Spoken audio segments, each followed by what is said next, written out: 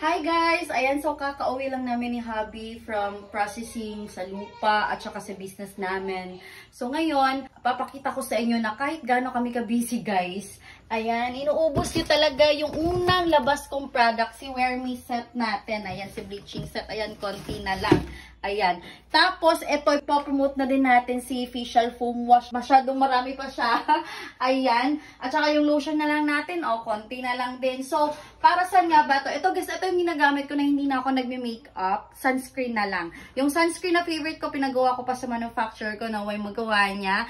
And ano nga ba ang tulong nito? Ito ay may pa-cooling effect. Ayan. Tapos, may nakalagay dito salicylic acid and pure honey extract. So, may exfoliation, anti-acne, minimizes pores, nagre-reduce ng blackheads and whiteheads. Ito yung pinaka-favorite ko.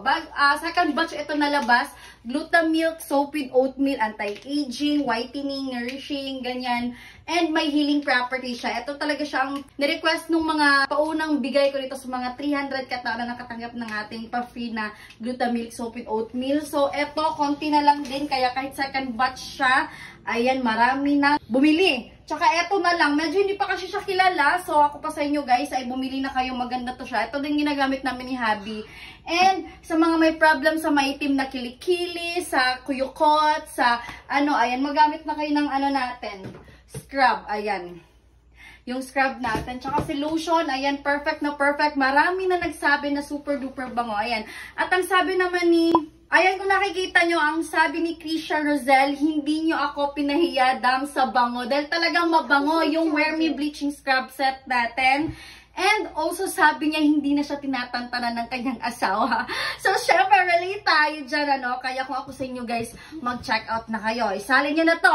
At, huwag kayong papahuli sa ating Wear Me Dazzle, ha? So, we have silver and gold. Ayan, kung tatanungin nyo, ano ba yan, Shami? Ito ay pabango lang po, but with shimmer mist. Ayan, kung mahilig ka mapasexy katulad ko, hubadera ka din, ay perfect to sa'yo. Dahil kapag na-expose ka ng na-highlight ka ng araw, or ng ilaw sa mall, or ng spotlight, dahil kikinang-kinang ka. And ito naman, kung mahilig ka matamis, go for gold. Kapag gusto mo naman ng shala na amoy, ayan, go for silver. Check out na!